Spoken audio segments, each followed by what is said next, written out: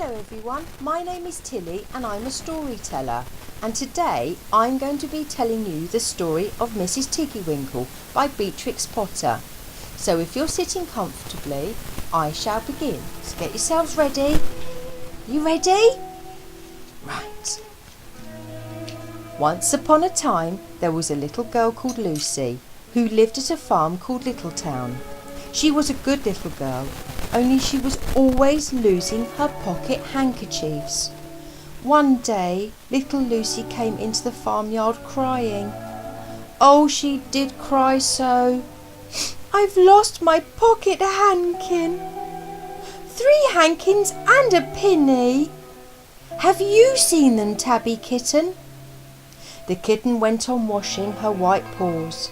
So Lucy asked a speckled hen, Sally Hennypenny, have you found 3 pocket handkins? But the speckled hen ran into a barn, clucking, I go barefoot, barefoot, barefoot. And then Lucy asked Cock Robin, sitting on a twig.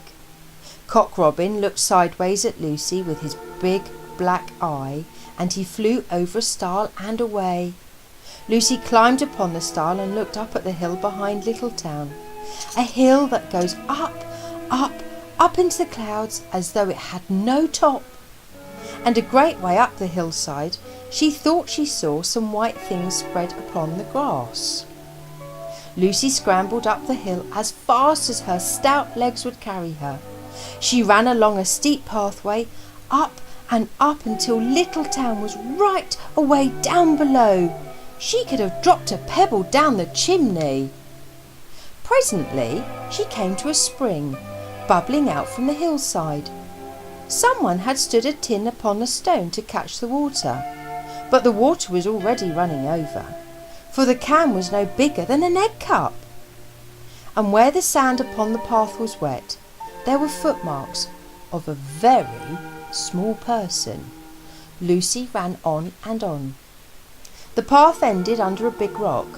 The grass was short and green, and there were clothes props cut from bracken stems, with lines of plaited rushes and a heap of tiny clothespins, but no pocket handkerchiefs. But there was something else. A door straight into the hill, and inside someone was singing. Lily white and clean, oh, with little frills between, oh, smooth and hot, red rusty spot, never here be seen, oh. Lucy knocked once, twice, and interrupted the song. A little frightened voice called out, Who's that? Lucy opened the door, and what do you think there was inside the hill? A nice clean kitchen with a flagged floor and wooden beams, just like any other farm kitchen. Only the ceiling was so low that Lucy's head nearly touched it. And the pots and pans were small, and so was everything there. There was a nice, hot, cindery smell, and at the table, with an iron in her hand, stood a very stout, short person, staring anxiously at Lucy. Her print gown was tucked up, and she was wearing a large apron over her striped petticoat. Her little black nose went snuffle, snuffle, snuffle, and her eyes went twinkle, twinkle, and underneath her cap, where Lucy had yellow curls, that little person had prickles. Who are you? Said Lucy. Have you seen my pocket handkins? The little person made a bob curtsy. Oh yes, if you please 'em. My name is Mrs. Tiggy-Winkle. Oh, and yes, if you please 'em, I'm an excellent clean starcher.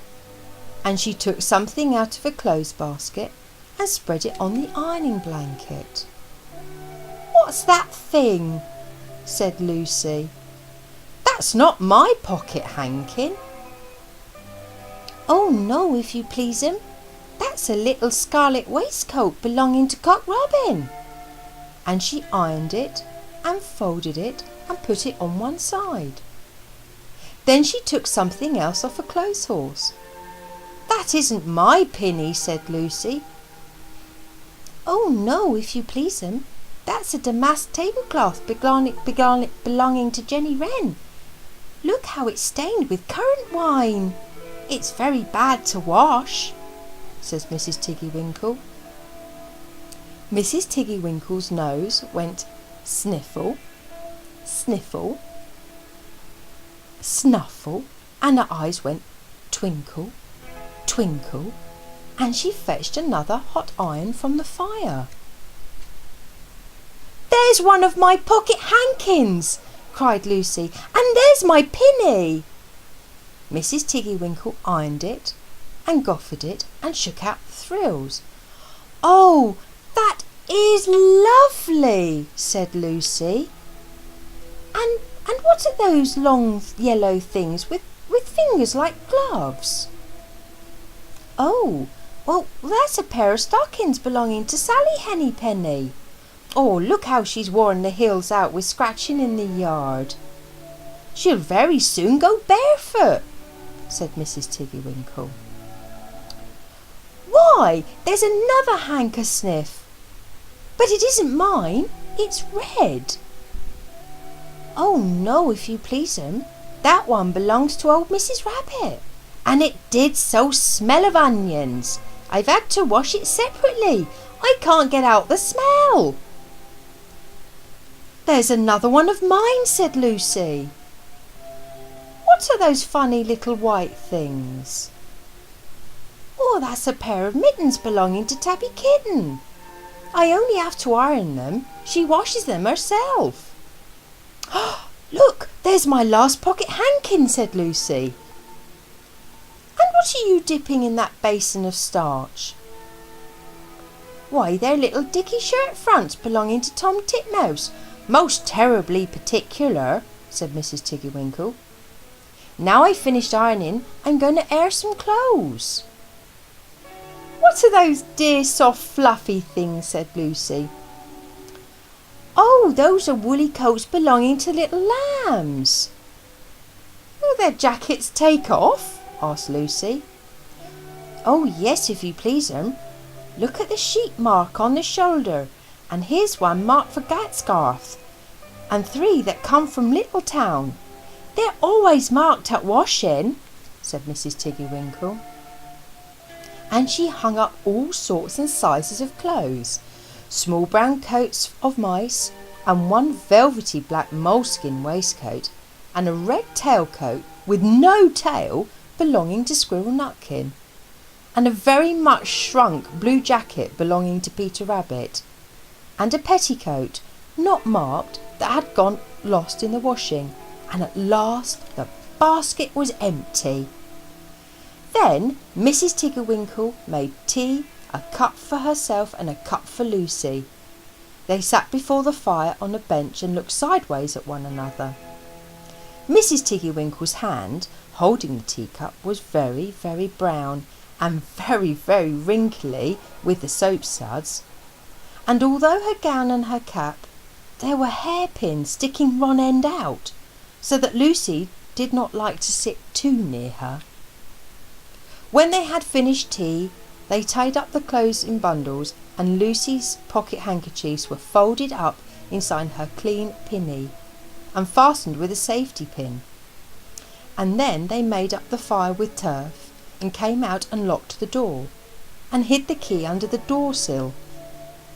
Then away down the hill trotted Lucy and Mrs. Tiggy-Winkle with bundles of clothes. All the way down the path little animals came out of the fern to meet them. They were the very first ones they met were Peter Rabbit and Benjamin Bunny. And she gave them their nice clean clothes. And all the little animals and birds were so very much obliged to dear Mrs. Tiggy-Winkle. So at the bottom of the hill, when they came to the stile, there was nothing left to carry except Lucy's one little bundle. Lucy scrambled up to the stile with the bundle in her hand, and then she turned to say good night and to thank the washerwoman But what a very odd thing. Mrs. Tiggy-Winkle had not waited either for the thanks or the washing bill. She was running and running and running up the hill. And where was her white frilled cap and her shawl and her gown and her petticoat? And how small she had grown, and how brown and covered with prickles. Why, Mrs. Tiggy-Winkle was nothing but a hedgehog. Now, some people say that little Lucy had been asleep upon the stile, but then how could she have found 3 clean pocket handkins and a pinny pinned with a silver safety pin? And besides, I have seen that door into the back of the hill called Cat Bells, and besides, I am very well acquainted with dear Mrs. Tiggy-Winkle. That's the end. Thank you for listening, and hopefully we'll see each other again another day.